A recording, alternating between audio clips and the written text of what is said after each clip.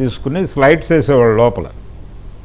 ఈ వేర్పాటు ఉద్యమానికి వ్యతిరేకంగా ఆలోచించండి అని అలంకార్ థియేటర్లో స్లైడ్లు వేసేవాళ్ళు. అందుకని జయాంధ్ర ఉద్యమకారులు ఆ థియేటర్ని, రెండోది వాళ్ళు సిఆర్పికి షెల్టర్ ఇచ్చారు థియేటర్లో. ఈ రెండు అంశాలు పరిగణనలోకి తీసుకుని అలంకార్ థియేటర్ తగలబెట్టారు అప్పుడు జయాంధ్ర ఉద్యమం అప్పుడు. తర్వాత వంగవీటి రంగ వ్యవహారం అప్పుడు అది తెలుగుదేశం పార్టీ క్యాంపుగా మారింది ఆ థియేటర్. అందుకని అటాక్ జరిగింది. దాని పక్కనే ఉన్నటువంటి రామారావు గారి తమ్ముడి థియేటర్ మీద దాడి జరిగింది, కళ్యాణ్ చక్రవర్తి. అలాగే రామారావు గారి థియేటర్ సినిమాలు ఎక్కువ ఆడినటువంటి కళామందిర్ని తగలబెట్టారు. ఇది ఒక అంటే ఎన్టీఆర్ మీద ఉన్నటువంటి విజయవాడలో మాత్రం రంగా ఒక ఎరా అండి. అంటే రంగాకి పూర్వం రంగా తర్వాత అనే పద్ధతిలో జనంలోకి అంతగా దూసుకుని వెళ్ళిపోయినటువంటి లీడర్ లేడు. రెండోది చాలా స్పష్టత ఉండేది ఆయనకి. ఆయన చదువుకున్నవాడేం కాదు, అయినప్పటికీ ప్రజల మధ్య ఉండేటువంటి వైరుధ్యాలకు సంబంధించి కమ్యూనిస్టుల కంటే కూడా, అప్పుడున్నటువంటి కమ్యూనిస్ట్ నాయకుల కంటే, ఆ జనరేషన్లో ఉన్నటువంటి కమ్యూనిస్ట్ నాయకుల కంటే ఒక ఆకు ఎక్కువే చదివాడు.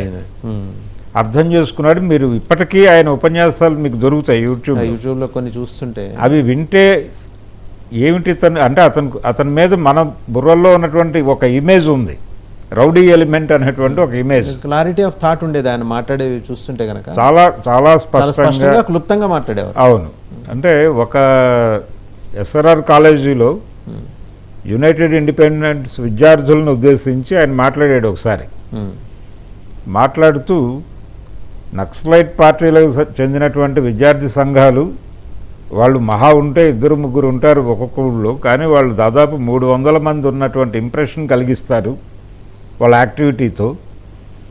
మనం 200 మంది ఉంటాం కానీ కనీసం 2 ఉన్నటువంటి ఇంప్రెషన్ కూడా కలిగించలేకపోతున్నాం. కాబట్టి వాళ్ళని ఆదర్శంగా తీసుకుని ఎలా పని చేయాలో అర్థం చేసుకోండి అని మాట్లాడాడు. In depth observation and analysis కదండి అది.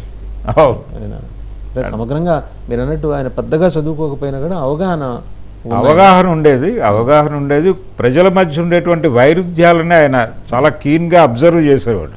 And I was told that he came to the rescue of victims. చాలా సందర్భాల్లో పెద్దోళ్ళు ఏమైనా దాడులు చేస్తే బలైన వాళ్ళ కుటుంబాలకు అండగా నిలబడ్డారు. అదే అందులో భాగంగానే కదా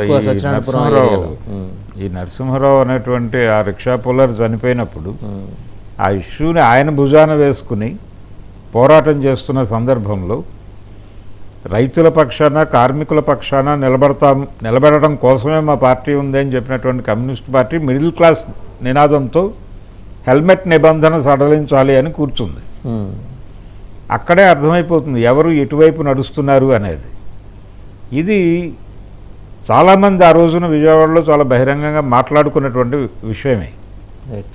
అంటే ఇది ఒక చిన్న క్లాస్ వార్ జరిగిందండి విజయవాడ వరకు. అయితే ఇతర ప్రాంతాల్లో అక్కడక్కడ క్యాస్ట్గా కూడా కనిపించింది, కానీ విజయవాడ పర్టికులర్గా బీసెంట్ రోడ్డు, ఇతర వ్యాపార కూడళ్ల మీద జరిగినటువంటి దాడులు, బీసెంట్ రోడ్డు, గాంధీనగర్ ప్రాంతాల్లో జరిగినటువంటి దాడులన్నీ కూడా క్లాస్ వార్గానే జరిగినాయి. ఒక చిన్న సైజు వర్గ పోరాటమే. పెట్టుబడి మీద కింది తరగతుల్లో ఉన్నటువంటి కోపము, చిరాకు అలా బయటపడింది. అదొక అకేషన్గా మారింది. ఒక మేనిఫెస్టేషన్ లాగా మనం చూడొచ్చు దాన్ని, క్లాస్ వారికి మేనిఫెస్టేషన్. డెఫినేషన్ ఉందండి దానిలో డెఫినెట్గా. అంటే వాళ్ళు దీన్ని వెసులుబాటుగా తీసుకుని దాడి చేశారు, లూటీ చేశారు ఆ షాపులన్నీ. అంటే కోపం ఉంది వాళ్ళల్లో, ఆ కోపం అలా బయటకు ఎక్స్ప్రెస్ అయింది. ఎప్పుడైతే పోలీసులు దాడులు చేస్తున్నారో అదే కసితో అవి పని చేయకుండా చేయాలి అనే ఉద్దేశంతో ఆ ఎక్విప్మెంట్ పట్టుకెళ్ళి నీళ్ళల్లో బారేశారు వాళ్ళు. రైట్. ఇంకా coming to the current day sir, అంటే ఈరోజు ఇది ఇన్ఫ్యాక్ట్ ఈరోజు ఆయన జయంతి కాబట్టి ఆయన గురించి ప్రస్తావన చేసుకున్నాం.